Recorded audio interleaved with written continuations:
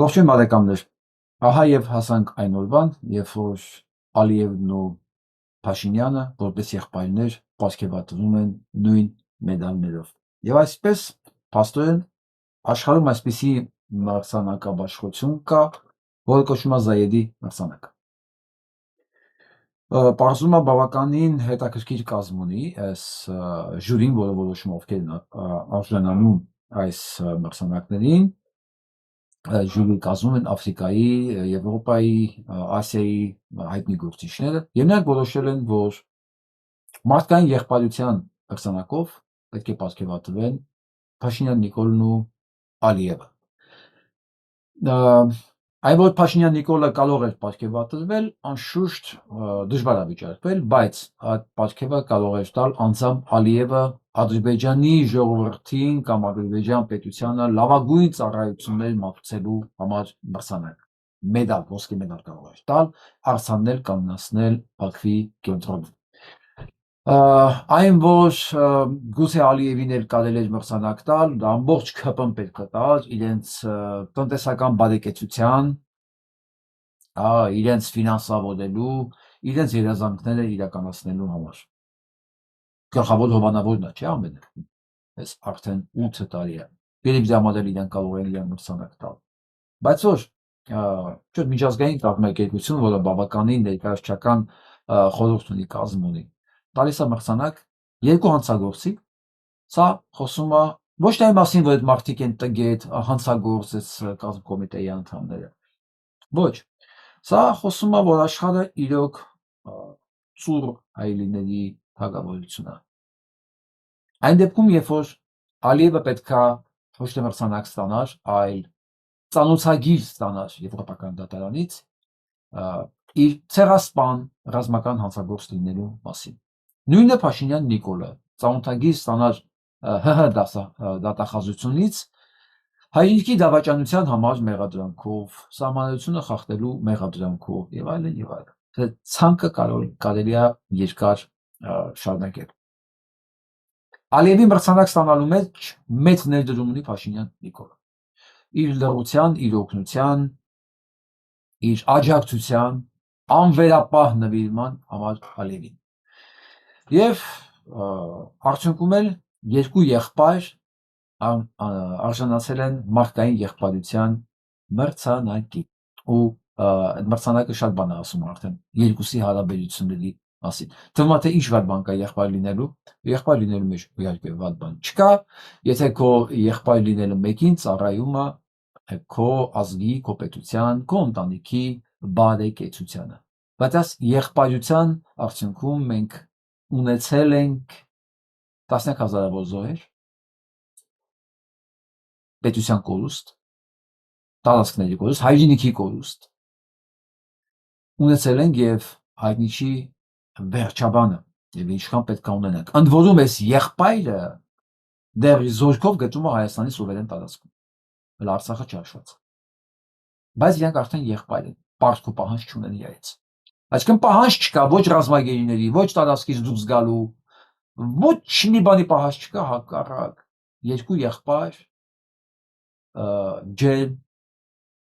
կանգնած են իրար կողմ։ Սա շատ բան է ասում իրենց մասին, իրենց համատեղ ծրագրերի մասին եւ բոլոր նրանց մասին, ովքեր աջակցում են լուր կամ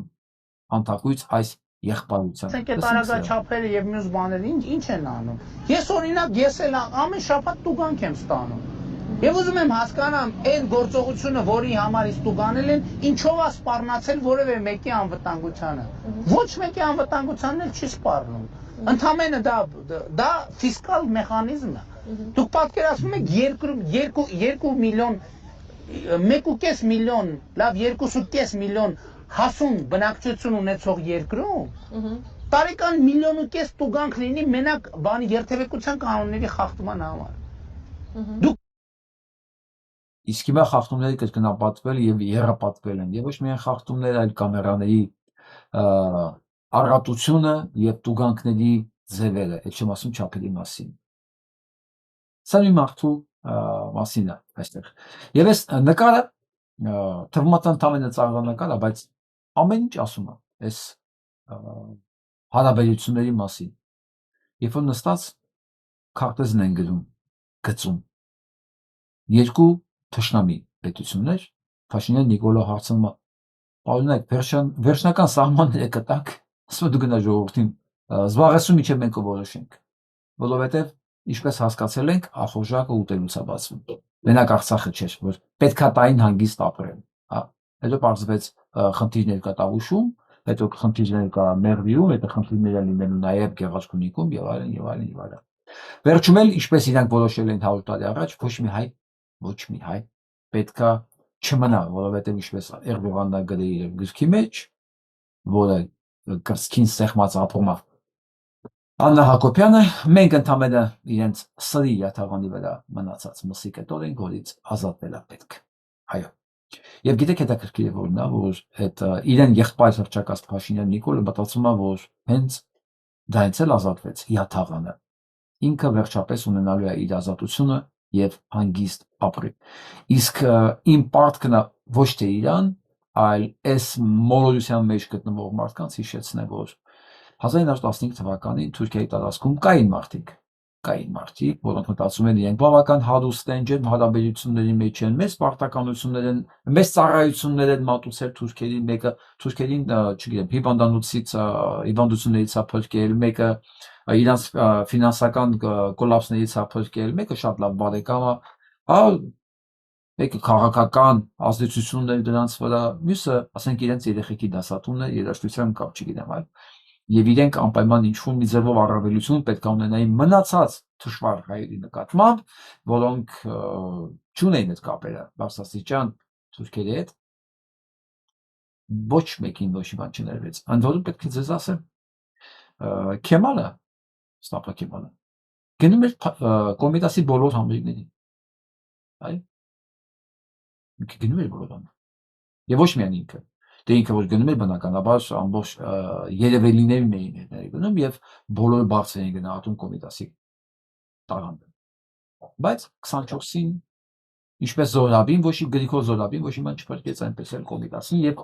այնպես էլ ոչ մեկին չի փրկելու, ոչ մի հարաբերություններ, ոչ մի կեղծ խոստումներ, ոչ մի ծառայություններ, նույնիսկ ամենաստորագույն,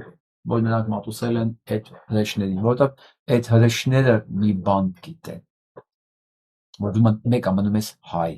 ու քո ցեղը պետք է վերանա։ Թուրքիայում բարձր են գնահատում Ալեն Սիմոնյանի չարչարանքները, PR աշխատանքը թուրքերի համար, որտեղ Ալեն Սիմոնյանը շնորհակալություն է հայտնում Ֆիրանին իրենց կառավարությանը աջակցելու համար, Փաշինյան Նիկոլի կառավարությանը աջակցելու համար եւ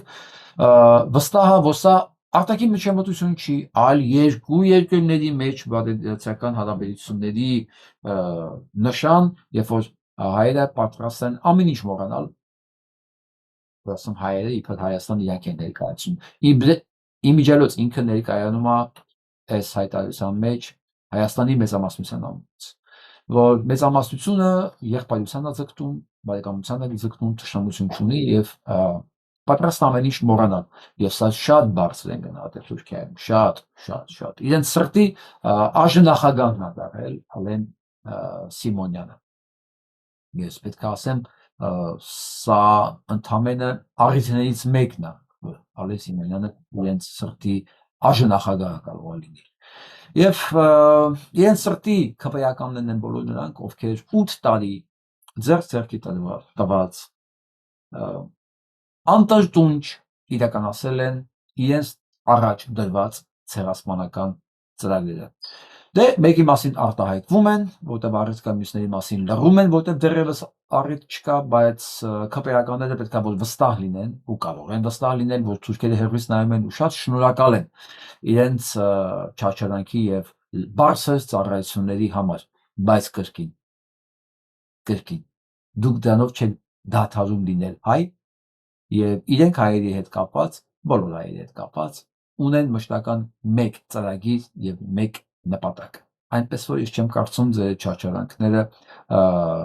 վերջնական արդյունքում փրկի ձեզ։ Եվ այսպես խորհրդարանում անցուդարձի ժամանակ լրագրողներն առիթ են ունեցել գտնել Ալեն Սիմոնյանի եւ հարցեր տալ, հա, հարցեր տալ։ Մասնավորապես թոշակների մասին, արտադրության մասին, ոնց է լինում սոված երկրում, պարտքովակող երկրում միլիոնավոր անհատական եւ միլիարդավոր կոլեկտիվ պատկերացումներ եք ինքներդ ձեզ տալի, ոնց է լինում, ոնց, որտեղ արտադրության սկզբունքը, ոնց է դա հաշվում, ինչպես է դա բացատրվում, ընդհանրապես դա բացատրություն կա, թե չկա, օբյեկտիվորեն հարցեր են բարձրացնում լրագրողները, որի համար ես իրենց շնորհակալություն եմ հայտնում։ Իդեպ պետք է ասեմ, որ վերջերս լրագրողական աշխատանքը ֆոկուսը, ֆոկուսի մեջ է։ Սա նշանակում է, որ գուցե մենք մի օր իրոք այդ երազած մեր վերադրությունը ունենանք, բայց դա գիտենք, որ միանգամից չի լինում, մասնավորապես այսպիսի տոտալիտար համակարգի երկրում, ոնց որ Հայաստանը։ Ուզում եմ իմանալ, հարգելի լրագրողներ, որ ես բարձր եմ գնահատում ձեր աշխատանքը ու ցանկանում եմ ձեզ կատարելության հասնել ձեր մասնագիտության մեջ։ Ի վերջո դուք չորրորդ իշխանությունն եք, դուք մեր աչքն ու ականջն եք, դուք մեր ամեն ինչն եք, դուք մեր հույսն ու հավատն եք, թող այդպես ընկի, եւ մենք ձեզ հետ մեծ հույսեր ենք կապում։ Եվ այսպես այդ հարցերին ի պատասխան այս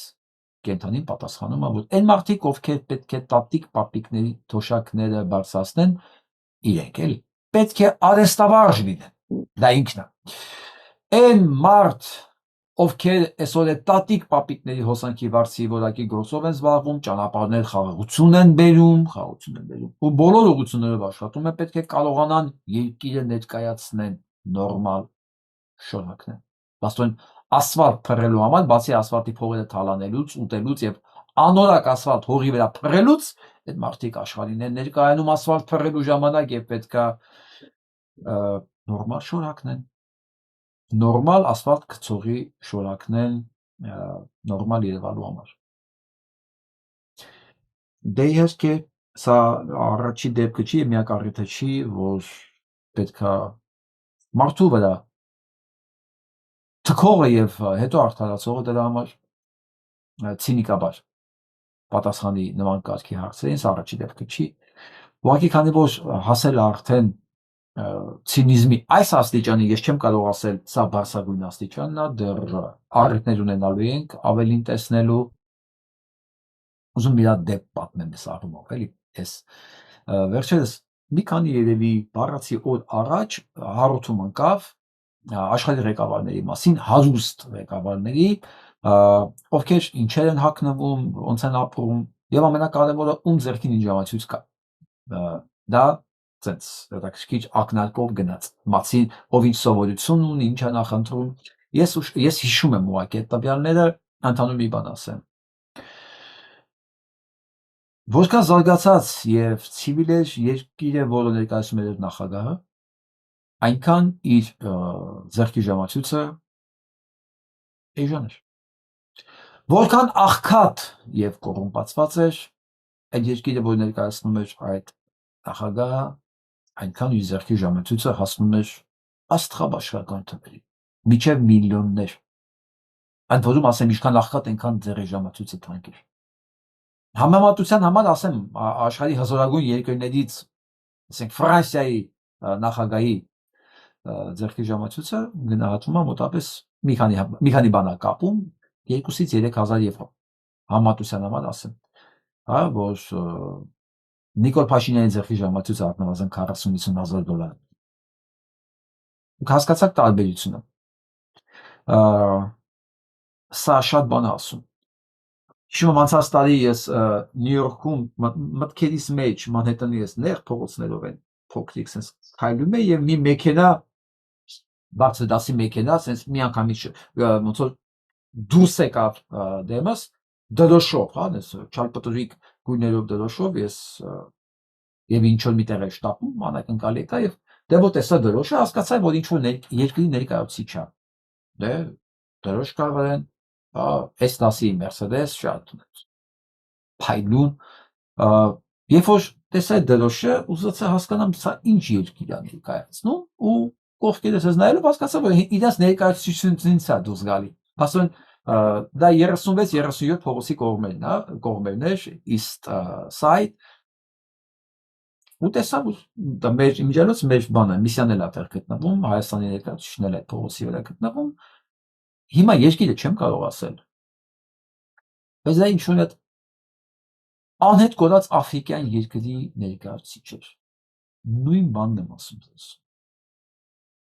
աղքատ երկրները իրանց թվում է եթե իրենք լավագույն մեքենաներով ներկայացան լավագույն այսօր հիմա ասում է մենք պետքա լավ շոր հագնենք ասինքն պետքա ամեն մեկը $20,000 բացի աշխատավարձն ու նվիրատությունները կաշառքները կոռուպցիան հա ինչ որ ասեմ այս էժանագինը նույնիսկ իր դեմքի կրեմներն է պետության հաշվին առնում մենք առիթ ունեցել ենք չես ամասին խոսալով ուսած թվում է որ եթե իրանք $20,000 կոստյում հագան կամ $1,000 պարֆյումով մտամիտեղ իրանց արժեքը դանով բարձրանում այդպես չեմ մտածում հարուստները սա խոսում է իրենց պաթոլոգիկ աղքատ ու տգետ լինելու մասին ես քանի որ բիզնեսի բերումով շփվում եմ ինվեստորների հետ որոնք ասենք բազմամիլիոնանոց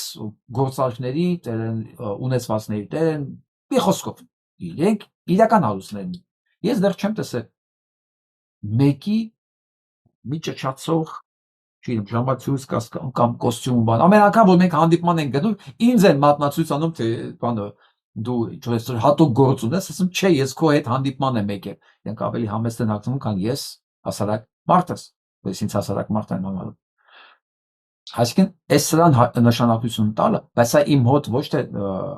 հարուստ երևալու ձգտումը սա իմ ոչն է պիջակը փողկապը ես ֆրակի տեսակի ես սմոքինգի տեսակի այդ ոչ իմ արդ եմ սա իմ բանն է հա ու վաղուց է դա ապացուցված ընկալված որ մարդիկ ինչքան հարուստ այնքան իրանք քիչ նշանակություն են տալի այս ատրիբուտներին որտեվ հարուստ մարդը հասկանում է որ շորը չի որ իրան պետքա գնահատական տա եւ այն մարդը որ պնդում է որ իրենք աշխարհին են ներկայացնում եւ իրենք պետքա $30,000 կամ $20,000 ավել չպատկեվատրում ստանան ու դրա համար պետքա թոշակառուն վճարի ճանապարհ են սարքում ինչ որ հանդիպում են սա միայն ցինիզմ չի սա միայն լկտիությունը չի սա նաև անսահման տգիտությունն է ու աղքատի հոգեբանությունը ու այս մարդիկ երկին է ղեկավարում այս մարդիկ ու չեն ամաչում դրանից սարսափելին դա է որ դրանից չեն ամաչում եթե կա աշխարհում մեկը ընդորում սա նաև որ ասում է ընտանիքիս մեջ ոչինչ որ մեր երեխան հիվանդ է բայց ես հանդիպման եմ գնում ես իր դերի փողը պետք է հագնեմ որ ինձ լուրջ ընդունեն ուրեմն ոչ միայն ինքնա ինչ ասեմ դες բար չկա նաև դա նորմալ ընդունողներն են այդպեսին դե ասեք դե ցույց տվեք մարդ նորմալ մարդ որ դա կարող է նորմալ համարի If որ քո ընտանիքի անդամը սոված է հիվանդ է դերի փող չունի Ես գրողի թե դու դերի փող ես քեզ եմ ներկայացնում ես պետք է կուշտ ուտեմ ես պետք է լավ հագնվեմ բայց քեզ եմ ներկայացնում ու դա համար պետք է դու վճարես որտեվ ես այսօր հնարավորությունը ունեմ քեզ պարտադրելու սա ոչ միայն մարդկային արժեքների բարոյականության բացակայությունն է ընդհանրապես այլ լկտիություն ու դրա մասին մենակ բացառիկ լկտիները կարող են բարձր խոսալ առանց ամաչալու եւ սա նորմալ կարող են համարել ընդորում նույն մարդիկ մենակ առաջ բայց սա եզակի դեպք չի բոլորը պետք է արդարանան չէ սրա համար այս առածների համար լսենք էսին Գիտեք ինչքան էր նվազագույն կենսաթոշակը Հայաստանում 2018 թվականին ծիծաղեք 16,000 Հայաստանի Հանրապետության դրամ 16,000 դրամ թոշակառույն տալիս էին ասում են գնա եթե կարաս գոյատևես բա ուզում հասկանամ Սամվել Կարապետյանը 16 թվականին չէր ով էր Թոշակ որոշողներ կամ Քոչարյան Ռոբերտը։ Այս նախկին հանրապետականը իր պապային է մեղադրում 16000 թոշակ ծանալու։ Եվ իրենց հանցագործությունը հիմնավորում է նրանով, որ 16 թվականին կամ 18 թվականին 16000 դրամեր թոշակը։ Բա մարդիկ ձեզ դրա համար բերեցին հեղափոխության, իշխանության։ Մարդիկ դրա համար են փողոց դուրս եկել։ Այդ չխանձած խոզ, չխանձած կենդանի։ Բա մարդիկ դրա համար են փողոց դուրս եկել։ Ու դու ասես, էսա 8 տարվա մեջ էսա ձեզ հասնում, ավելի էսը ձեզ չի հասնում, ձեզ ավելի 20000 դրամ ինչ անելու, ոչ մի բան չի անելու, բայց մեզ միլիոններ է պետք։ Սրանով արդարացվում է հանցագործությունը։ Ընդ որում համենայն դեպս Քոչարյան Ռոբերտի նկարներն անդես Սամվել Կարապետյանի նկարներ նախկիններ եւ նախկինների հետ ասոցացվող անպայման սարքարից։ Հասկացաք։ Ես չգիտեմ, անբարոյականությունը սահմաններ չունի, ավելորդ է խոսալը, այն աստիճան սահմաններ չունի, որ Հայկ Դեմոյանի տունն են խոզար։ Հայկ Դեմոյան։ Երբ որ պետքա ըստ Հայկ Դեմոյանի ցուցմունքների եւ մեղադրանքների խուզարկվեին Արարատ Միրզոյանի տունը, ես կարդամ ամբողջ ցուցակը կարդամ։ Արարատ Միրզոյանը հարուսված քրեական գործի շրջանակներում հիշատակվել է վերջինիս կողմից գրքերի հնարավոր գողություն իրականացնելու վերաբերյալ, ճշտելով, որ անհրաժեշտ է ուսումնասիրել Հայկ Դեմոյանի հաղորդման վրա 2007 թվականին հարուցված քրեական գործի նյութերը 2007 թվականին հարուցվել է քրեական գործ Միրզոյանի վրա։ Սերիկ, բա չի ընթացք չի տվել։ Սա Քոչարյանի ժամանակա։ Դե դու անեիր Քոչարյանը չի արել։ Ось մարդիկ դժգոհ են եւ Քոչարյանից եւ Սերժիկ Սարգսյանից։ Մյուսը Վլադիմիր Վարդանյան հարուցված քրեական գործի շրջանակներում հիշատակվել է որպես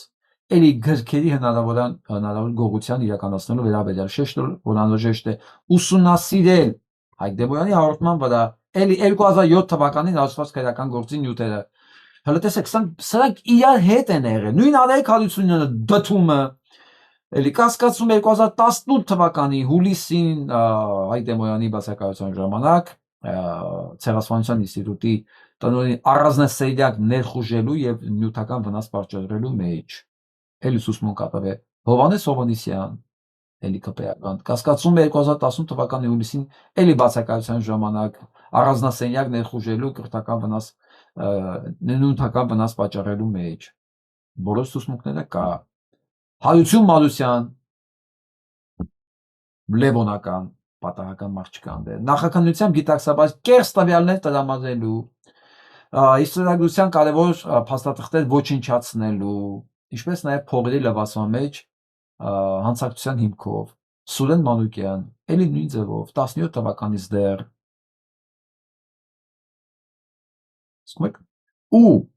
ու ինքա ու այս մարդիկ փոխանակ դատվեն հարցակնության կանչվեն սրանք ինչպես տեսակ բոլորը Նիկոլ Փաշինյանի թիմից են եւ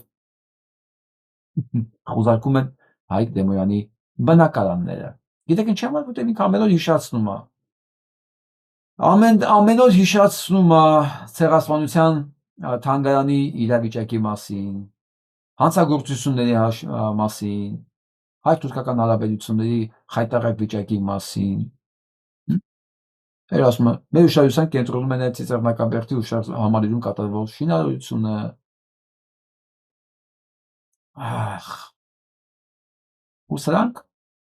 ու սրանք խոսում են 2018 թվականին թոշակը 16000 դրամեր եւ դուք դրանով եք արդարացնում արդեն 26 թվական 10 տարի հետո դուք ձեր հանցագործությունը արդարացնում եք դրանով որ 2016 թվականին թոշակները ցածր էր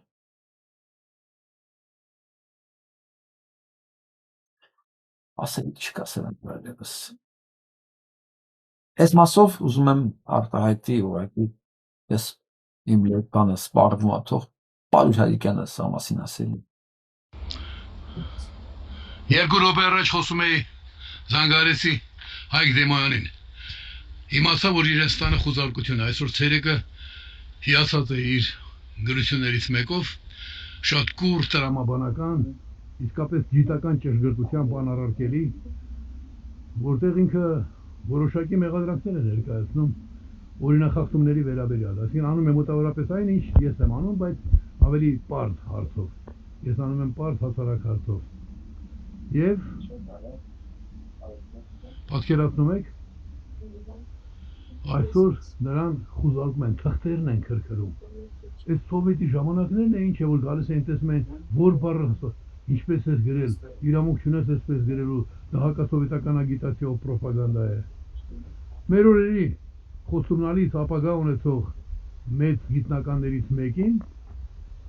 հետապնդումների են ենթարկում։ Առայժմ իր նախնական տեղեկությունների այլ որոշում չկա, միայն խուզարկություն կատարել։ Բայց դու խուզարկություն կատարում ես, երբ դու ունես հաղորդում քրեական հանցագործության կասկածներով, այսպես ասեմ։ Ինչ սարսափելի ժամանակներ են ապրում ու բթացածները դեռ խոսում են այս իրավիճակում ընտրության գնալու մասին։ Հա, որպես վերջին միջոց ընտրությաններ կգնանք, բայց այսօր դուք թույլ եք տալիս, որ այսպես շարունակվի։ Շատ բան էի տեսել, բայց որ կարելի է B-ի B լինել, դա չէի տեսել։ Մեր ուժայինները, որ նույնիսկ ամենադժվար տարիներին, որ արժանապատվության տեսանկյունից էին նայում խնդիրները։ Մեզ սկսում ամենակարևոր մասը այն գնահատականն է, բայց ստեղ ասում է պարոն Հայրիկյանը մի բան, որ ես հապանցիկ եմ միշտ անադարձել։ Ինքը լավ է ասում։ Ես ուզում եմ սա վրա ուղիղ ուշադրություն դարձնենք։ Շատ կարևոր է։ Սրանք ով են դարձել։ Այն որ են մեկը B-ը ինքն է ասել, որ դրա մասին երազում է, գրել է իր գրքում, որովհետև գիտեք։ Բայց որ իմանալով որ նա այդ չարժե համակարգի կրողն է, դառնաց դրա խամաճիկը, դրա քոցը, այսինքն B-ի B-ն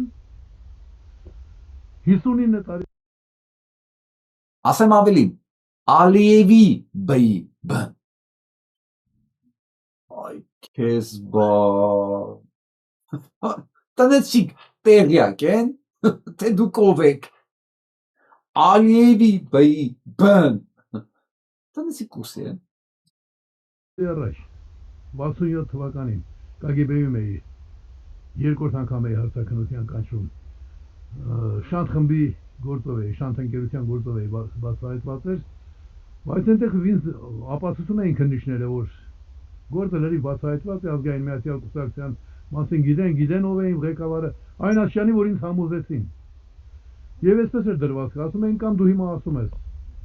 այն ինչ որ մենք գիտենք, դու էլ ես ասում, քեզ թողնում են գնացում, կամ էլ պիտի գնաս բանտ 18 տարեկան երիտասարդի։ Եվ գիտեք ինչի ինձ փրկեց, դե իրենք մասնագետ էին, ես երիտասարդ, իրենք համոզել էին, որ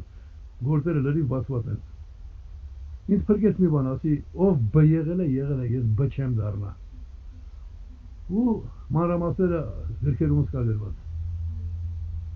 Հետո Այստեղ ուզում պաուզա տամ մի բան թողնել ինձ պարոն Հայրիկյանը։ Հիշեցի էպիզոդ 2013 թվականին։ 2013 թվականը Ռաֆի Հովհաննիսյանի այդ շարժման, այդ հետ ընտրական թողոբոյի ժամանակը դե տեսեն ակտիվ այդ հիմնադիր խորհրդարանի այդ բանը ստեղծման տարին էր։ Մեղոսկով ստացեց, որ եթերում բանավեճ էին գնացել Պետրոսի մոտ, նույն կողմում կանգնած են ես ու Ալեն Սիմոնյանը, նույն կողմում դիմացը հանրապետականներն են, Շուշան Պետրոսյանն, մեկ էլ ամենքիշ եմ ասեմ, մուլտիպլիկատորի տրեն, հայտնի ամենքիշ եմ ասեմ, Դավիթ էր անում, Մեղոսկով, երևի գիտեք անունը հիշում եք գրեք ազգանը, Մեղոսկով հայտնի Դավիթ Սահակյանցը, Ռոբերտ Սահակյանցի տղա, Դավիթ Սահակյանցն ու Շուշան Պետրոսյանը, ես ու Ալեն Սիմոնյանը հակառակ կողմում ենք, բանավիճում ենք, հաջորդ օրը օպերայի հրապարակում կանգնած եմ, հա, մի շատ սոլիդ հագնված միջին տարիքի մարդ, դե միշտ տարածքում տեսնում ենք, բոլորս իրար գիտենք, ես չգիտեմ, միշտ քաղաքացիականով, դե պատկեր հագնված ես, վստահ եմ, որ օրգաներից է, բայց հիմա ինչ պաշտոններից է, չգիտեմ, հաջորդ օրը հանդիպման պես կանգնած էի, դրանց եկավ ժողովուրդը, հա, ես ես հիշում եմ երեք տեսա, շատ տպավորիչ էր, հա, գիտեք, մենք էլ ենք մտածում ոնց անել այս ամեն ինչի վերջը, մտածում եմ, էսի ուր է տանում, ես գիտեմ գիտեմ ով է, ցուցարար չի, կոկիկ հագնված, քաղաքագիր, մեծ բան, աշխատող է, մտածում ես ուր է տանում խոսակցությունը, հա,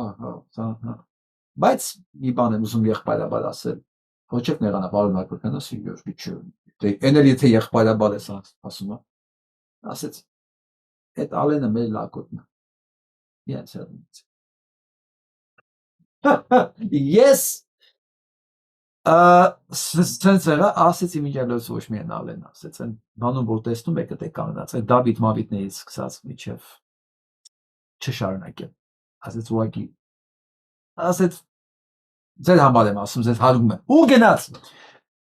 այսինքն ես գիտեմ համակարգիցա, այդ համակարգում բոլորը չեն բ եղել, էլի, ասենք շատ անմիջական խոսակցություն, 13 տարի անցել, այսօր այդ խոսքի վրա եմ հիշում, այն ժամանակ ինձ ասեց, այդ լակոտը, մեր լակոտը։ Ես ժամանակ իհարկե ոնց բան չի, շատ բան չգիտեի այդ ժամանակ, որտեղ առանձնապես հետաքրքրված չէի, ով նոր էի ակտիվ քաղաքացիականից մտել քաղաքական սկով։ Տարիներ անցավ ու ես այդ ընկերոջ ամեն անգամ հիշում եմ, չգիտեմ հիմա կա համակարգում, չկա համակարգում, բայց այն ժամանակ իր ինչին էր պետք ինձ զգուշացնել, որ ես ինչ անեի, հակառակ, ինքը պետքա, եթե չուզենար, ինքը պետքա ասեր, գիտես ինքը վստահիր ինքը բանա, բայց ինքը ասեց չարա, լակոպ դու գործ չունես, դա մեր թուլեկն է։ Ես որ ասում նույն մեկը մեկին գալիս ընկնում է տեղը, հիմա շարունակենք լսել։ Պարզվում է, որ իրենք գիտեն միայն շանտ խմբի մասին, ու ենթադրում եմ, որ այսպես երիտասարդ ես չեմ կարող այդպեսի կուր կառույց ստեղծել, որ անպայման ղեկավարություն ունեմ, ինչ որ մարդիկ ուղղորդում են։ Բայց այդ բ լինելու վտանգը, այս ամբողջ հասարակությունը բ դարձնելու գործով են զբաղված։ Չեկիստները, որ մարդկանց փչացնելու գործերով են զբաղված, ինչ որ բարոյական բաներ էին թողնում, գոնե իրենց շրջանակներում։ Այդ եմ ասում էլ, բարոյական բաներ կա, իրենց շրջանակներում, մեկ նույնիսկ անկեղծ կիսվում էին ուղղակի։ Չես պատկերացնում, ես ինչ է դառել այդ համակարգը։ Որ կարճելու տեղ ունենան, արևի տակ շնչելու բարոյական իրավունք ունենան, սրանք ամեն սահման անցել են։ Առայժմ այսքանը։ Ամենակարևորը, որ դուք բարոյական տեղ ունենաք այս արևի տակ։ Դուք ես ինչ եք սարքել այս երկիրը։ Ուր եք տանում սենց։ Չէ՞ դուք եք այս շրջապտույտի մեջ։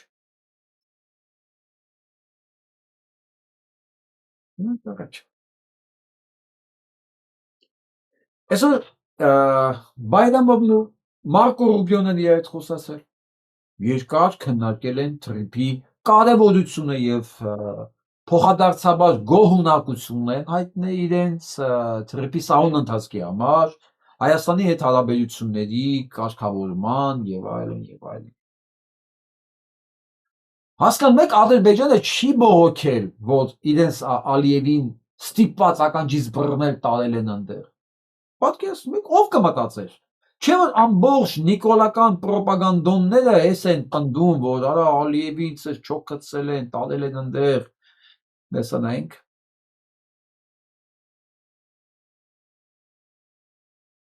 Լավ, դրանց նկարը մի պահ ընկավ բանի տակ,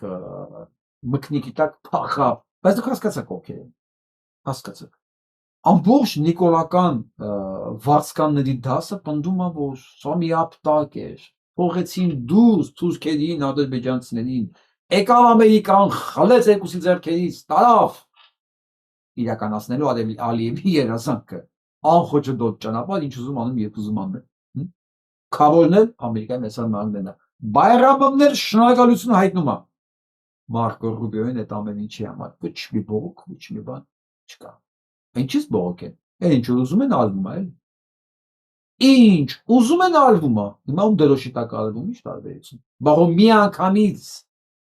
թուրքական դրոշի տակ դա չէր արվելի։ Քայլար։ Բա ժողովրդի մի հիմարացնելու բան պետք է լինի, թե չէ, այս պարագայում հիմարացնելու գործիք որպես օգտագործում է ամերիկյան դրոշը։ Ընելում Թրամփի դրոշը։ Իսկ ով է Թրամփը, մենք շատ ենք խոսել եւ այսօր էլ խոսել ենք։ Եթե մարդկա լուրջ է ընդունում ես ամեն ինչը, բայց ասեմ, կա մարդը լուրջ է ընդունում։ Ուղղակի սկսում ես արդեն այդ մարդկանց adekvatության վրա կասկածել։ Բայց միջև այդ մարդկանց կանադառնանք, ուղղակի հիշացնեմ, որ նիկոլական պրոպագանդա սա մեծ հաղթանակ է Ալիևի նկատմամբ եւ Էրդողանի նկատմամբ, որ Ամերիկան եկավ ցերքից խլեց ու ալմա իրենց ուզած։ Բա որի համար Բայրամովը շատ շնորհակալ է Մարկո Ռուբիոյին։ Երեք չէ, ես այդ մասին խոսացի, որ Արցախի մենք դեռ վերադառնալու ենք, մենք դեռ կանք տես մի հատ բան է, չէ, միջոցառում է դեղել Համալիդում, հեսա ինչ եմ անում, ոնց էր ասա։ Հետաքրքիր, հա, մենք կանք, միջոցառումն էր եղել Համալիդում, բարձվում է, ես ճիշտ էի հիշում, Համալիդի տնօրենն է, Քարեն Ղազարյանն է, այն որ պատարակի էր գնացել Նիկոլ Փաշինյանի աջակցելու համար։ Պատկերացնում եք, եթե մի օր մեկն ասեր Երևանում կարգելվի Արցախի հիմնը հնչելը, կասի, Արցախն Երևանը գրավել էին այդ ժամանակ թուրքերը, որովհետև միայն այդ պարագայում կարող էր նման բան լինել։ Կամ էլ արդեն գրավել են։ Երևի արդեն գրավել են, որովհետև չի թողնում։ Չեն հանդուրժել Արցախի հիմնը հնչի, արցախցիների միջոցառման ժամանակ։ Եվ դա մենչի եղանակը սույն ընկերնա։ Բա Ադրբեջանը կներանար, Ալիևը մատ թափ կտար։ Նիկոլի վրա, Նիկոլն էլ չգիտեմ, կարող Ալենի վրա, Ալենի Եսիմուն վրա, սենց կգնար էլի ցեպը։ Արցախի հիմնը Երևանում արգելվել է։ Դե հա, եթե Արցախ բառը հանված է հմեկի Արցախ ցեղասպանություն հանրայինի տիրույթից է հանված, սա էլ պետք է լիներ։ Վաղը սենց շատ բաներ է հանվելու, շուրջը։ Եթե սա շարունակելու ենք հանդուրժել, ու այս մարդիկ պետք չտան հասարակական պատասխան իրենց արածների համար, ոչ թե քրեական, սանց քրեական բան չկա, պատասխան չկա ստեղ։ Նախ քրեական բան չկա, վալույթ չկա, ընդհանրապես, թեմա չկա, սա բարոյական հարթության վրա է։ Եթե բարոյական հարթության վրա մարդիկ պատասխան չտան, այս անողները ոչ թե Փաշինյան Նիկոլեն։ Դրանցը քրեական անող է, ավելի քան քրեական։ Բայց եթե մարդիկ պատասխան չտան բարոյական հարթության վրա գոնե, անելու են ինչ որ իրենց պետք է։ Ու դա հաստատ մեր օգտին չի լինել։ Որովհետև շատ են հարցերը, բա մենք ինչ անենք, բա ոնց է լինելու, սենց է լինելու, եթե մենք ոչ մի բան չանենք։ Այսօր լրանում է 3 տարին Ազատի զորամասի զինվորների սպանելու եւ այրելու դեպքից եւ ինչպես հայտնում է մեզ Նորիկյանը, այդ տուժողների գործով փաստաբանը, ասում է նոր փաստեր են իհայտ եկել եւ այն սպան, որի վրա գծվել էր ամեն ինչ, որ Փաշինյան Նիկոլ առավոտին զեկուցեց, որ Ոմնսվա Երիշե Հակոբյան անունով ուզեցել ընդամենը մի բանկա բենզինով թեժացնի կրակը եւ այդ միամիտ այդ մի բանկա բենզինը ընկել կես բանկա ձեռքից դե կրակը մի խոսքով բռնվել բոլոր վաղել հիշում եք չէ թիմալուծնը 3 տարի հետո մարդը նոր սուսմունքներ է տալի ու սկսում է պատմել ինչ որ հանգամանքների մասին որտեղ կան անուններ դեմքեր եւ ինչ է ասում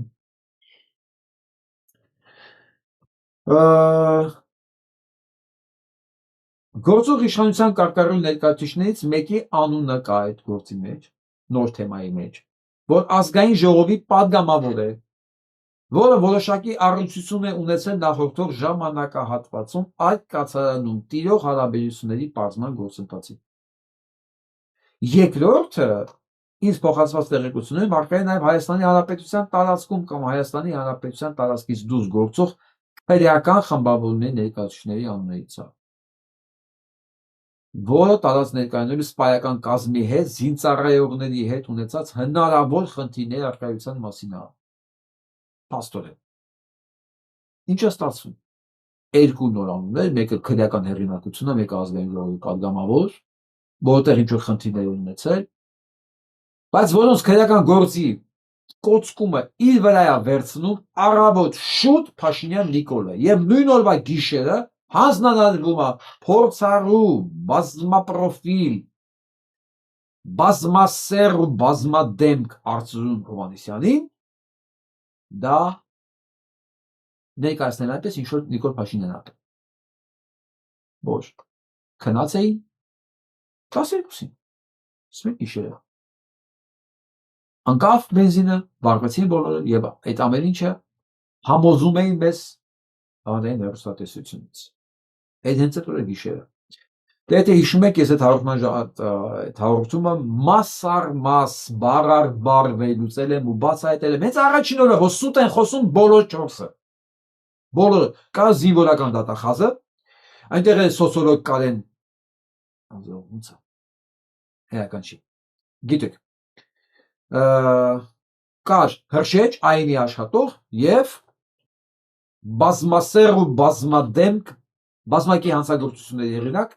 Արծրուն Հովհաննիսյան այդ 4-ով համոզում էին Պետրոսի հետ որ ընդհանրապես մեր բանակում վարքերը այնքան վատ է դրա համար էլ զինվորները քնածները վառնում են բա դա էր պատճառը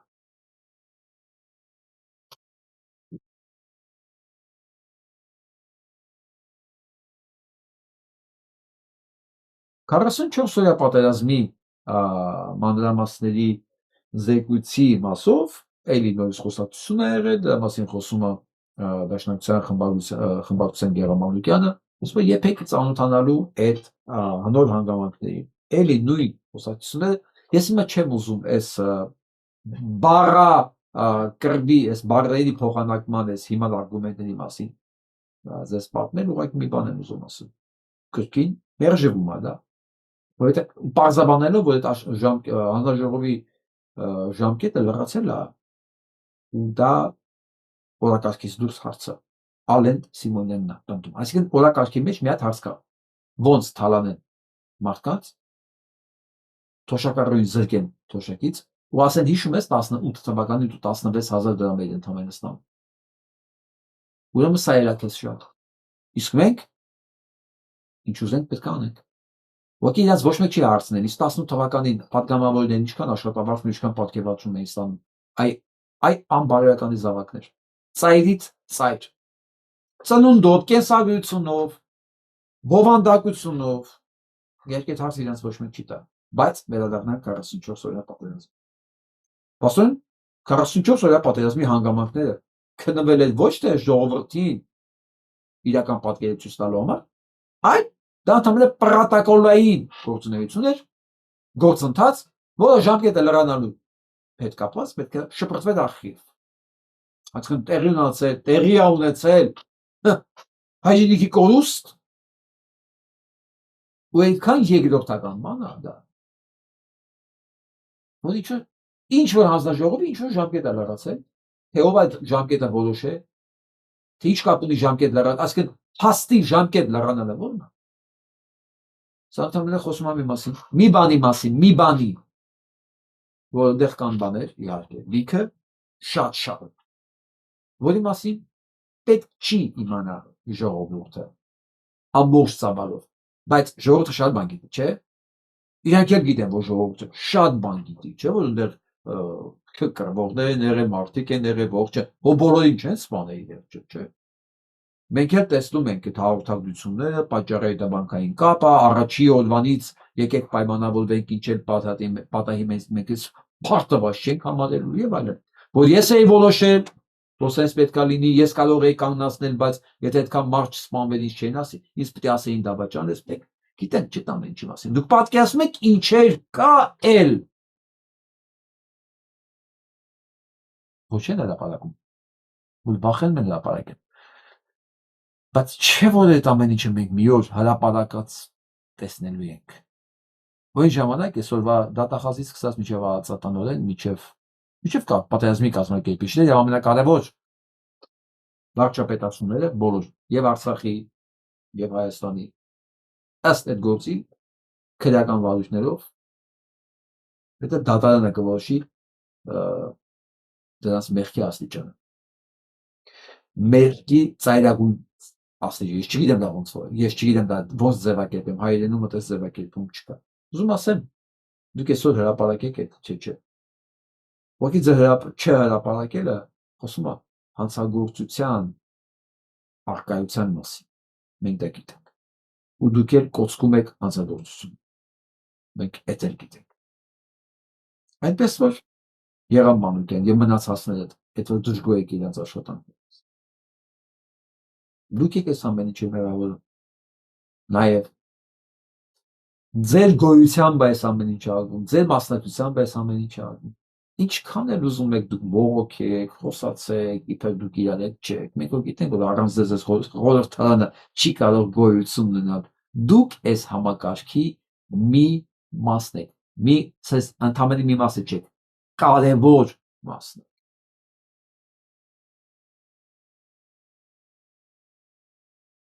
Հիշում եք երևի այս հերու գազի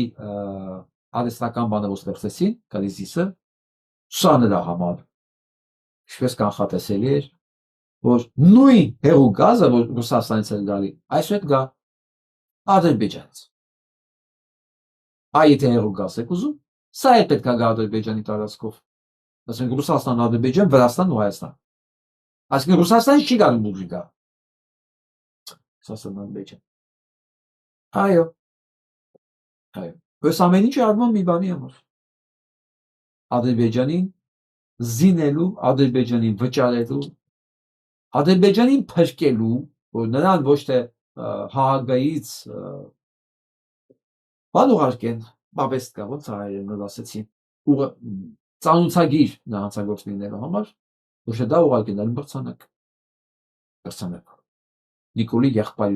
Նիկոլին եղբայր լինելու հանգամանքի մրցանակ։ Այնպես որ ժողովուրդ ջան, հիմա դուք արդեն ստիպված եք լինելու ոչ միայն գնել ադրբեջանական բենզին, չնայած ադրբեջանական բենզին գնելու համար դուք ստիպված չեք, բայց կարող եք ստիպված լինել գնել հեղուկ գազ, որտեղ ալտերնատիվ ոնց որ թե չկա։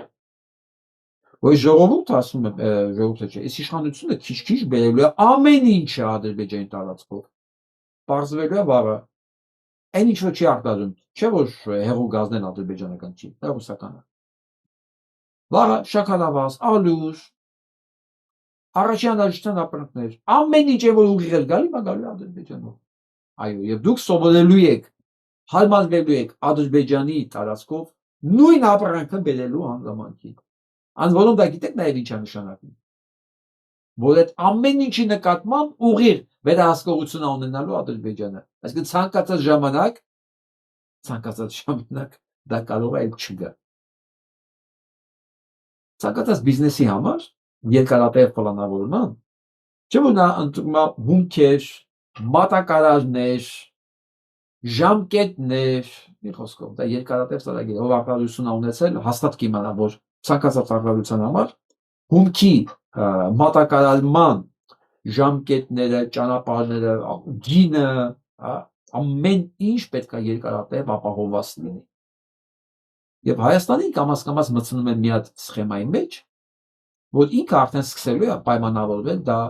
Ադրբեջանի տարածքով բերված հումքով։ Եվ ինձ ասեք տեսնեմ ով է այդ բիզնեսմենը, ով է այդ մարդը, որ կարող է երաշխավորի, որ նույն հաճախականությամբ միշտ գալու է Ադրբեջանը, ասես մատը չի դնել մի օր դասի, հոպ, էլ չեք ստանում։ Չեք ստանում։ Էջանեք ինչ անում Հայաստանի Հանրապետությունը, իսկ դա կարող լինի ամեն վայրկյան, մանավանդ, երբ որ պարզվի, որ Հայաստանի Հանրապետություն Նիկոլ Փաշինյանը չունի բավարար ընտրազանգված, որպեսզի զավթի իշխանությունը կրկի։ Եվ հանկարծ կարող է իշխանության ղեկի հայտնի մի մարդ, որ ասի այստեղ։ Եվ այն ժամանակ Նիկոլ Փաշինյանի ձեռքով Ադրբեջանից կախվածության մեջ մցրած հայկական տնտեսությունը նորը հասկանալու այսօր Նիկոլ Փաշինյանը իրեն ուրա տանում։ Այսինքն Նիկոլ Փաշինյանը Հայաստանի ամբողջ կառավարման, մատակարարման թելերը վերահսկողությունը տանում դնում է Ալիևի ձեռքի տակ։ Պարզա, որ ցանկացած ժամանակ Ալիևը կարող է ստոպ տալ Հայաստանը ուղղակի կոլապսի մեջ ընկնի։ Սա ով կարա անի։ Բացարձակապես մենակ դավաճանն ու հանցագործը։ Բացարձակապես, այլ ոչ մեկ։ Չէ տնտեսական ոչ մի այլում բան չկա, հակառակ։ Ամբողջ աշխարհը մատակարարման անկախ ճանապարհների կռիվ է տալիս։ Փաշինյան Նիկոլը մատակարարումները տանում է ամենականխատեսելի մարդուն թշնամու ձեռքն է տալիս։ Սա ի՞նչ է։ Ով իր դեղերը, իր կյանքի դեղը կտա թշնամուն, որ ինքը բերի իրան։ Ով։ Միայն ինքնասպանը։ Ինչ որ Փաշինյանը անում է Հայաստանի հետ։ Ուղիղ 3 տարի առաջ այսօրը տեղի ունեցել մեր վերջին ժամանակների ամենաողբերգական իրադարձություններից մեկը, երբ 15 զինծառայողներ Ազատ գյուղում մի քանի րոպեների ընթացքում մահացան։ Ողբերգություն էր նաև այն, որ որևէ մեկը քաղաքական պատասխանատվության չենթարկվեց այս ողբերգության եւ զոհերի համար։ Ողբերգություն էր նաև այն հանգամանքը, որ ընդամենը մի քանի ժամ հետո Նիկոլ Փաշինյանը կառավարության նիստի ժամանակ արդեն պաշտոնական վարկած հնչեցրեց։ Դա դարձավ հիմնական վարկածը եւ սկսեց առաջ մղվել իրավապահ համակարգի կողմից։ Ես որոշակի շփում ունեմ նաև զոհված զինծառայողների ծնողների հետ, ովքեր վստահաբար պնդում են մանրամասներին տեղյակ լինելով, որ չէին կարող տղաները 15 պատրաստված երիտասարդ չզգային կրակը, չզգային ծուխը եւ անշարժացած մնային անկողնու վրա։ Որևէ տարբերակ չի քննարկվել, դիվերսիայի տարբերակը, որևէ ցանկացած այլ տարբերակ։ Նիկոլ Փաշինյանը մի քանի ժամ հետո կառավարության նիստում հնչեցնում է տարբերակ, վարկած եւ միայն ու միայն դա է, որ առաջ է քաշում։ Ես հիմա ուզում եմ ուշադրությունը հրավիրել իրավապահ համակարգին։ 15 երիտասարդներ չէին կարող անշարժացած մնալ, մինչ 10 եւ ավել րոպեների ընթացքում կրակը առաջ էր գնում։ Զբաղվեք իրական արդարադատությամբ։ Սա որպես հիմնական թեմա։ Պարոն Սարգսյան, ինձ համար մտահոգիչ էր ձեր որոշակի ագրեսիվ տոնայնությամբ պատասխանը իմ գործընկերոջ այն հարցին, որ մտահոգիչ են բանակում ոչ մարտական գործողությունների ժամանակ մահը։ Գիտեք ինչու եք այդպես խոսում։ Որտեւ այդ թվում 15 զինծառայող մահացավ եւ որևէ մեկը քաղաքական պատասխանատվություն չկրեց։ Այն ժամանակ, եթե որևէ մեկը քաղաքական պատասխանատվություն կրեր, այսօր այստեղից այսքան մեծ չէիք խոսա։ Շնորհակալություն։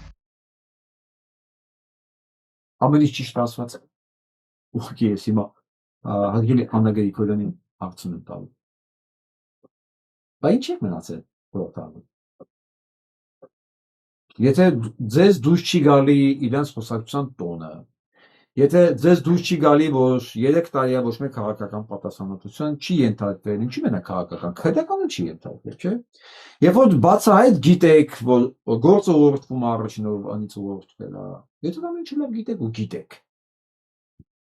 բա ինչի՞ կես իշխանությանը պահում, իշխանության ղեկին։ Չէ՞ դուք շարունակում եք պահել այս իշխանությանը, լեգիտիմ պահել իշխանության ղեկին։ Այս հարցի պատասխանը կա։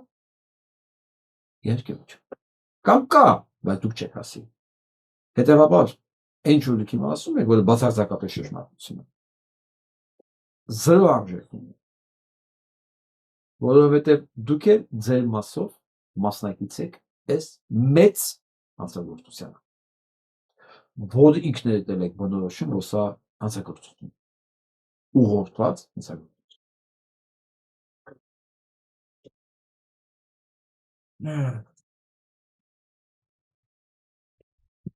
Թուրքերի հետ հարաբերություններ կառուցող Ալեն Սիմոնյանի եւ կից թուրքերին ուզում եմ հիշեցնել, որ հենց հիմա հատ ուշադրություն դարձեք ինչ է կատարվում Սիրիայում քրդերի հետ։ Հենց հիմա ոնց է ամերիկան ձեր որ հեսա ձեր թրիպն անելու բան պահելու է ասած փրկել այդքած ոնց է հետը ոչ թե երկրորդ անգամ արդեն հերթական անգամ քրդերին փուրը տալիս թողելով մենակ թուրքերի ու սիրիացիների ընդ որում ոչ միայն մենակա թողում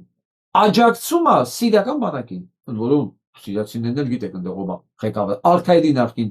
ղեկավարի տեղակալը որի գլխագին էր նշանակել Ամերիկայի Միացյալ Նահանգները $10 միլիոն չափով որը Նետանյահու եւ Թրամփի հետ հալալ զուլալ ախպեր է ոնց որ Նիկոլն ու Ալիևը այս օրը օրինակը ձեզ ինչ-որ մի բան պետք է ասի էլի ինչ-որ մի բան պետք է ասի ընդ որում քրդերը համաձայնվել էին եւ զենքը հանձնել Օջալանը որ 40 տարի նստած է 40 տարի են տվել 30 քան տարի արդեն նստած արմոնազան կոչ էր արի հավատալով թուրքական իշխանություններին որ այ որ իրանք զենքերը վայր դնեն ել վերջը խնդիր չեն ունենալու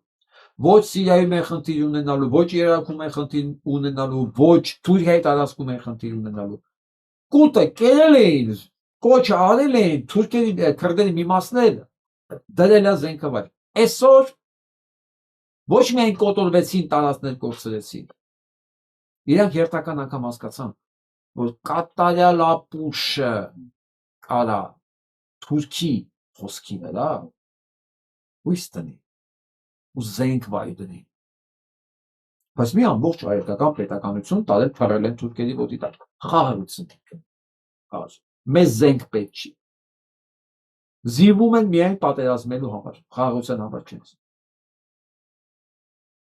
նույնիսկ այս վիճակում չնայած այս վիճակում որ եւ տարածքներ կորցրեցին եւ շատ վատ է քրդերի վիճակը եւ ամերիկան աջակցում է բանի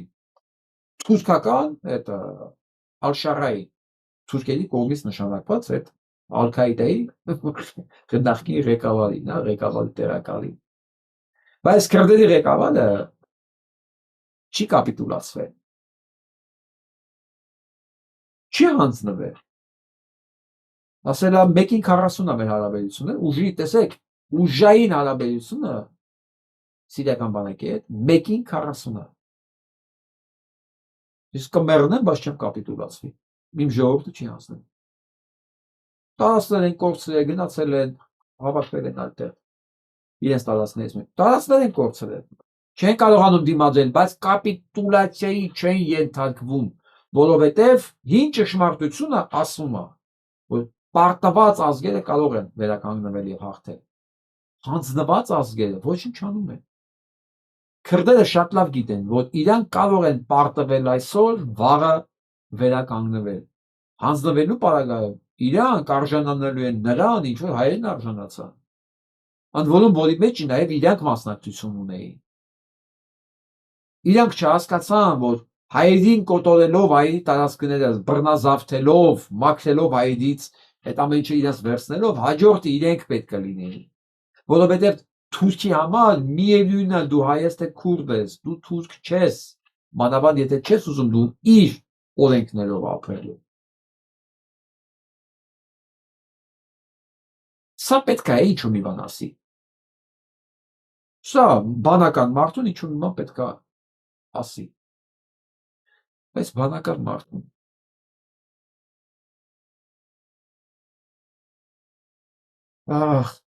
Իրանում հետաքրքիր բաներ տեղ ունեն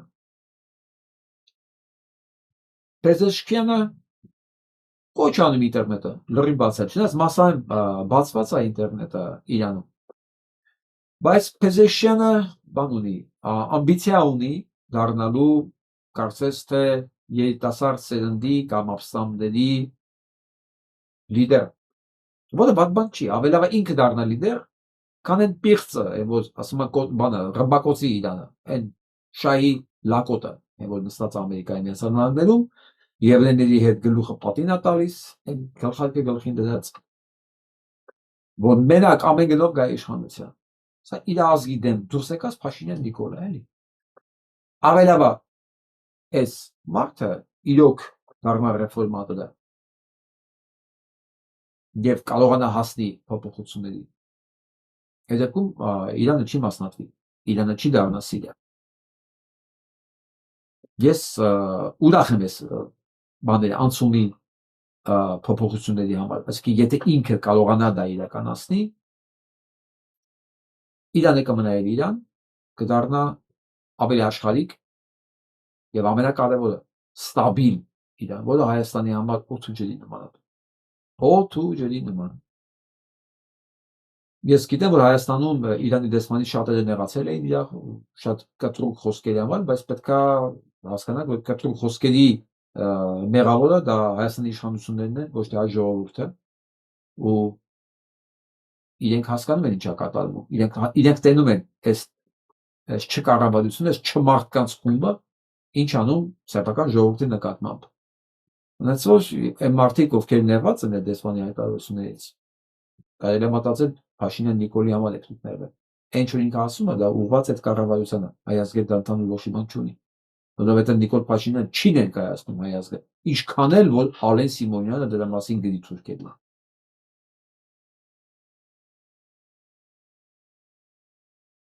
Հիշում եք, երեք ասացի, որ այս Թրամփ կոչեցյալը որոշել է ՄԱԿ-ին ալտերնատիվ ստեղծի եւ խաղաղության խորհուրդ է ստեղծում։ Ընդ որում որտեղ հրավիրված է Բելարուսը, Ռուսաստանը, Չինաստանը 1 միլիարդ անդամավճարով։ Մակրոնը մերժել է, ուղարկել է։ Եվրոպան ուղարկելու է Թրամփին մի քանի պատճառներով։ Նախ Եվրոպան ամեն դեպքում դա ժողովրդավարական հատված է։ Դա Ռուսաստան չի, Բելարուս չի, Չինաստան չի, Վենեսուելա չի, դա ժողովրդավարական հատված է։ Երկրորդն է անմերսունակ պետք է լինել ու չհասկանալ ով է Թրամփը եւ ինչքան է մնացել դրան իշխանության համար եւ ինչ է սպասում իրան եւ ինչով է նա զբաղված։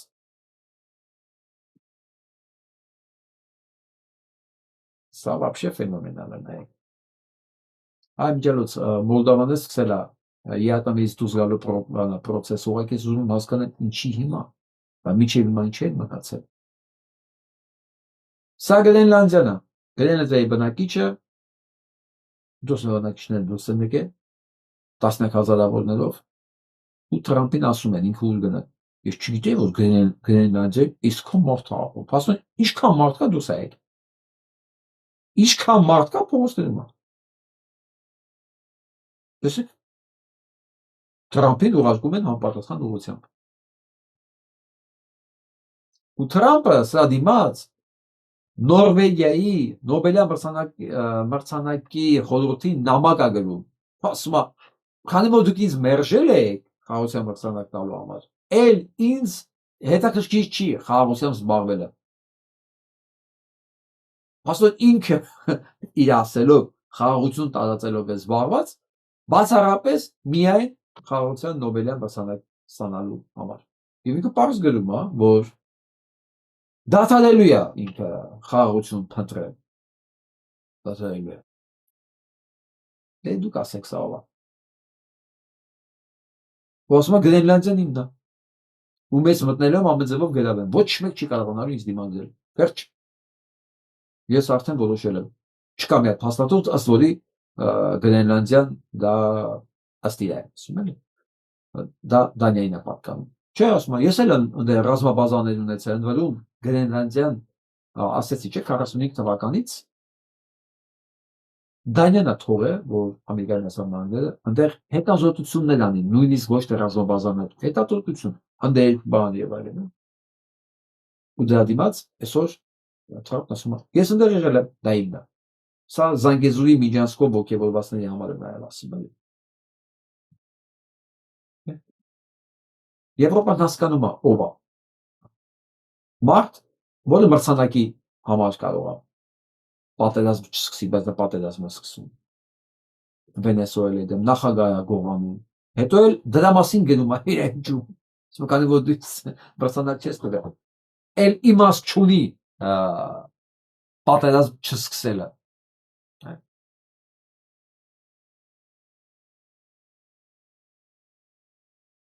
Տարբերն է, խնդրեմ։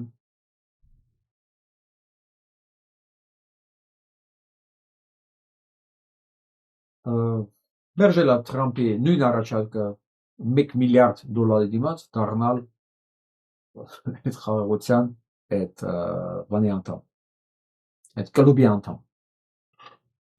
Ֆրանսիան մերժեց, Բրիտանիան մերժեց, նույնը մերժել է Գերմանիան, Դանիան, ընդհանրապես Եվրոպան։ Որովհետև շատ բարձ հասկանում են, սա մի քանի ամիս բան է մնացել։ Այս շիզոֆրենիկին։ Ուրիշ Ամերիկա է լինելու։ Այս ընտրություններին, հոկտեմբեր-նոյեմբերին, միջանկյալ ընտրություններին, Թրամփ ամեն ինչ կորցնելու այդ մասին բոլորն են հասկանում։ Ոչ չի կարող 29% մարդը ու դա պատմական մինիմումն է բոլոր նախագահների։ Ու նման բացասական ռեյտինգ ոչ մեկ չի ունեցել։ Որը չի կարող երկարատև պլանների մասին խոսա ու ասեն Բրիտանիայի, Ֆրանսիայի եւ Գերմանիայի նման երկրները փողեն մակը, ասեն մեզ էլ մակը պետք չի, գնում ենք Թրամփի կազմած կլուբի անդամ դառնանք։ Որ այսօր որոշում է Վենեսուելան է իմը, այսօր որոշում է Պանաման է իմը, հետո որոշում է որ Գրենլանդիան է իմը, բարի կարող է որոշի։ Որ բրիտանական կասեցությունն է իրականում, չէ՞ որ։ Ինչի՞ չէ։ Նախորդ ուտելուց է գալի, չէ՞։ Բոլորը լավ հասկանում են դա բացի ոնց որ թե Հայաստանից։ Սա էլ Գերմանիայի մինիստրն է, ֆինանսների նախարարն է, որ նույն բանն ասում։ Ասում որ Թրամփը միակ բանը, որ Թրամփը անում ամբողջ իր այս մեկ տարվա իշխանության ժամանակ, դա պրովոկացիաներն է։ Շուկայում պրովոկացիաներն է, որտեղ ցանկացած իրավորություն, ցանկացած իր հայտարարություն ֆինանսական աշխարհում դա ցունամի է, դա պրովոկացիա է։ Հիմա էլ ասում եմ նորից,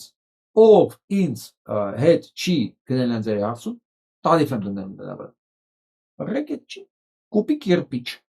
Հիշում եք 90-ականներին Ռուսաստանում ինչ էր, բերում էին, տնում էին դեմը, մենք պիտի առնես։ Այս քարփինջը պիտի առնես։ Ռեկետ։ Հիմա կարող քարփինջ չլիներ, ասենք մկնիկ լիներ, էական չի։ Պիտի առնես։ Ռեկետ։ Չառնես, պրոբլեմ ունես։ Ինքը որոշում Թրամփը որոշել է 21-րդ դարում ինքը ավելի Պուտին կարա լինի, քան Պուտինն է։ Նույնիսկ Պուտինը դες բան չի։ Պուտինը համեմատաբար Թրամփին ավելի ցիվիլ տղա է երևում։ Մեղա։ Ես կյանքում չի սպասի, որ այս բանը կասեմ Պուտինի համար, բայց ուսես նայում է Պուտինի գործողությունները եւ Թրամփի գործողությունները շատ ավելի համեստ տպավորություն է տողում Պուտինը, քան Թրամփը։ Եթե Պուտինը իր երազանքը գործողությունը Ուկրաինայի շրջանակներում է, մի քանի գյուղ, մի քանի շրջանակներում է, Թրամփի ամբիցիաները աշխարհի շրջանակներում է, ռեկետի գրավելու, պատերազմելու։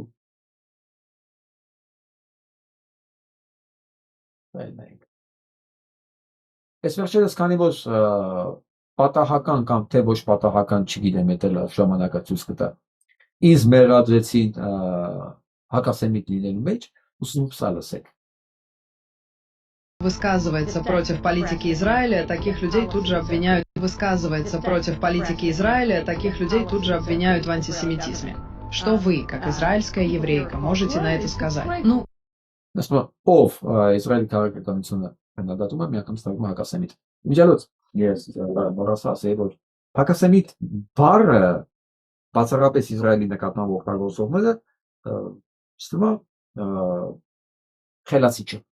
Մերն եմ ասում, որ խելացի չեն անում։ Որտեղ ինչ է նշանակում հակասեմիտ, այսինքն դու սեմիտներին դեմ ես։ Բայց ով ասեց, որ ես արաբներին կամ ասենք ասորիներին դեմ եմ։ Ով։ Թե այդ ասորները չգիտեն, որ սեմիտ են նաև արաբները, ասորիները, էլի ազգեր կա։ Որոնք։ Առնվազն գոնե այդ երկուսը ևս սեմիտ են, չէ՞։ Այդ ասորները, այսինքն այդ ազգերին արգելել են, որ իրանք են սեմիտ։ Բայց լսենք այս հարցին ոնց է պատասխանում հենց Իսրայելի հրեա։ Это уловка. Они всегда ее Սա թակարդա, դա միշտ օգտագործվում։ используют. Когда кто-то из Европы критикует Израиль, евреи вспоминают о Холокосте. Ցանկացած մեկը որ քննադատում է Իսրայելին, հրաներ միանգամից հիշում է հոլոկոստի մասին։ Եվ դու պոստոյ անտիսեմիտ ես։ Ու ընդամենը 2 օր առաջ դա օգտագործեց նաև իմ նկատմամբ։ Ես չեմ ժպիտով բանալու, որտեվ Когда в этой стране люди критикуют Израиль, их объявляют антисемитами. И эта организация сильна, и у нее много денег. Ես մեծ կազմակերպությունը շատ բան է։ Ուժերը իր շատ փող ունի, մեդիաների ձեռքում են, սա հինձ է նայությունը։ Սա ճիշտ է ինչ որ ասում եմ, բայց սա հին է։ Հա, ուտեղ մի բան է փոխվել։ Այո, էլի ինքը ուժեղա, էլի փող իր ձեռքում է, բայց մեդիաների ոչ ամբողջ քանակությունն է իր ձեռքում։ Իրանք կուզենային իհարկե առաջվա նման ամեն ինչ իր ձեռքում լիներ, բայց այսօր այդ վիճակը չի։ Այսօր դուրս է եկել կոնտրոլը, ոչ թե 100%-անոց, այլ դուրս է եկել կոնտրոլը ուղղակի։ Եվ շատ մարդիկ ուղղակի սկսում են հարցեր տալ։ Չհասկացա, դու ոնց կարող ցեղասպանություն իրականացնես մարդկանց վերանափակելով իրանք անտիսեմիտ են, թե սեմիտ չեն։ Նույնիսկ այդ բառը ասելու համար պետք է ուղղակի խնդիր ունենալ ուղեղի հետ։ Հա։ Ու դա ասել բացառապես Իսրայելի կոնտեքստում, նշանակում դու չգիտես ինչ է նշանակում սեմիտ։ Չգիտես էլի։ И связи между Израилем и американским еврейским истеблишментом очень крепки, и они обладают большой силой в вашей стране. Պարզ ասում եմ, որ Իսրայելն ու Ամերիկայի մեծանալների կառավարությունը շատ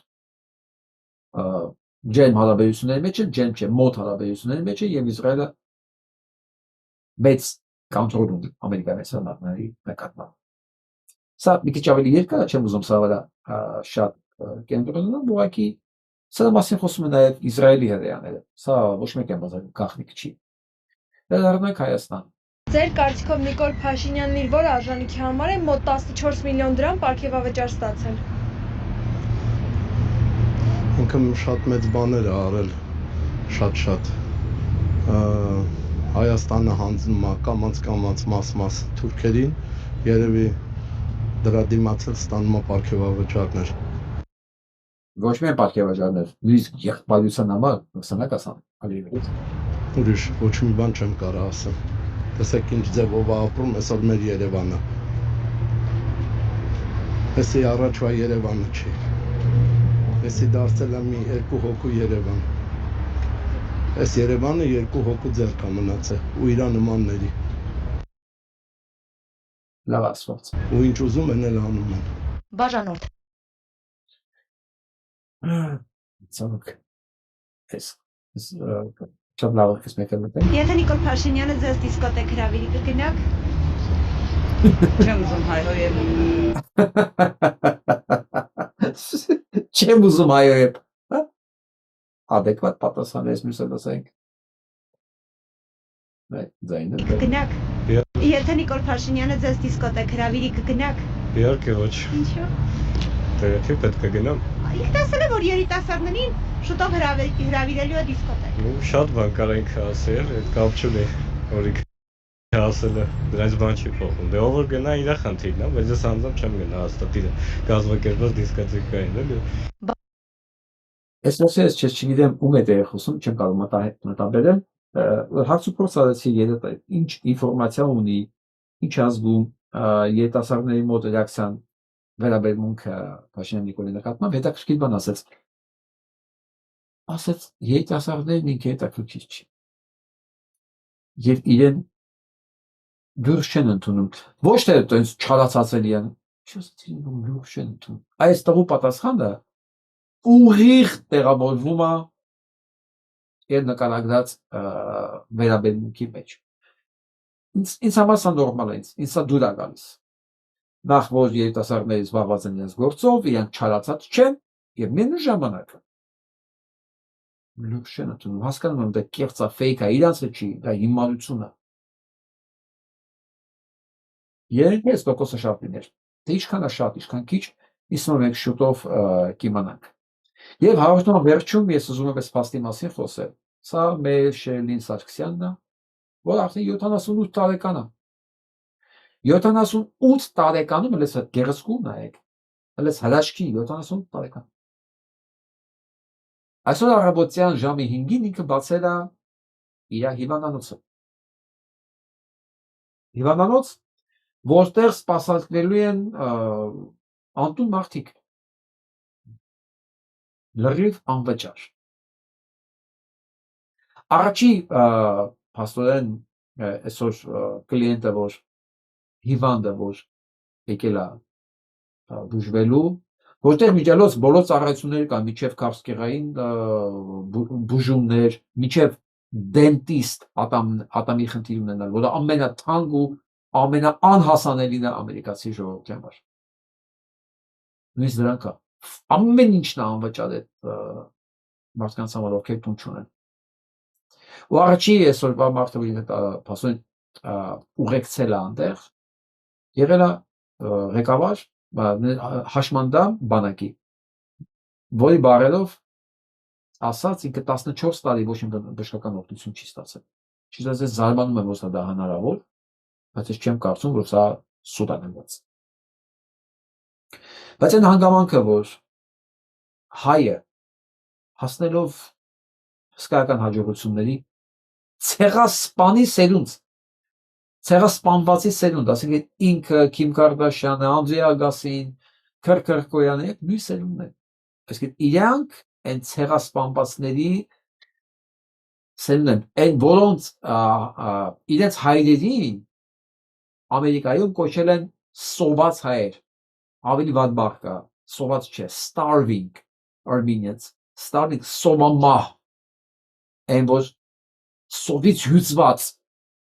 հայերի իրենք սերունդ են, որոնք ամերիկացիների համար, նույն ժողովրդի համար իրենք անվճար հիվանդանոց են բացում lifetime, ամբողջ կյանքի համար 250 տեղանոց։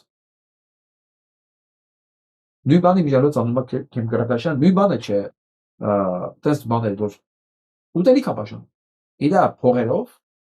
ինքը անվճար ինքը կարիքավորներին ուտելիք է բաժանում, ասելով, որ ինքը շատ լավ է հասկանում դրանց, որտեղ իր նախնիները, որ եկել են այստեղ, այդ նույն վիճակին են։ Ուղղակի ես մտածում եմ, մենք այս ռեսուրսը ունենք, այս որակները ունենք, ու որակական իմաստով մենք այս երկիրն ենք, բայց ինչ-որ մի բան չի բռնում, ինչ-որ մի բան չի աշխատում։ Այն Խաթաբալադայի մեջ հիշում եք, ասում ինչ-որ մի կարևոր բան փչացել է, չի աշխատում, էլի։ Այ հիմա մեր մեջ պետականության իմաստով ինչ-որ կարևոր մի բան չի աշխատում, փչացել է։ Սա էլ ենք մենք։ Ես կասեի, ոչ թե սա էլ ենք մենք, հենց սա ենք մենք։ Սովածից կարող ենք դառնալ միլիոնատեր ու մեր միլիոնները տալ ուրիշին, բայց միևնույն ժամանակ չունենալ պետություն։ Այսինքն այն ինչ որ ունենք այսօր Հայաստան կոչված դա պետություն չի, դա պետության խզանք է, որտեղ դու կոնտրոլ չունես քո ապագայի վրա, որ դու տվել ես մի հատ բառ չկողակի նշելու մի տեսակի, որ քեզ կրկին տանում է ցեղասպանություն։ Միևնույն ժամանակ դու անես բանեսանը, որ պատմության մեջ ոչ մեկ չի արել։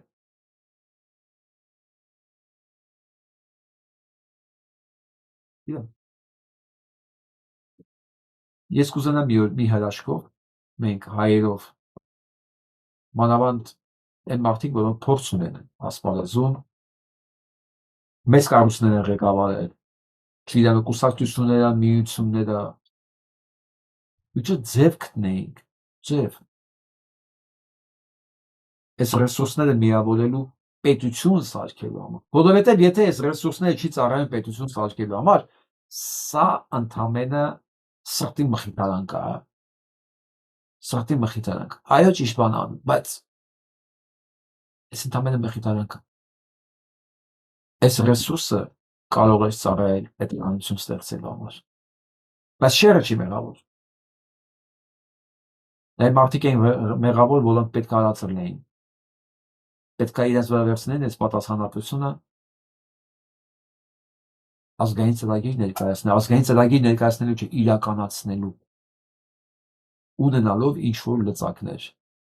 դա կլինի կուսակցական լծակ, դա կլինի, չգիտեմ,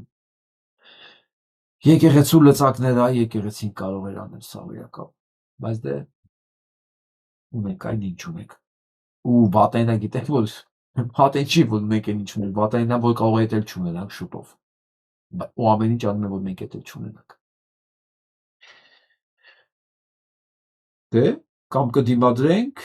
դիմադրել չէ, կամ կվերածնվենք, փոխենք ընթացքը, մենք իրականացնենք մեր ծրագրերը, կամ կսպասենք, կնայենք իրենք ոնց են դնում մեր վերջնակետերը, բոլոր ասպարեզներում։ Ու ստիպված, այսպես շեղի օրինակով, կասենք, ինքն էլ այդպես ինչ լավ բան է, սենց քիչ բան է տալիս։ Չնայած որ հպարտանում եմ։ Այսօր ով այսքանը, լավ մնացեք։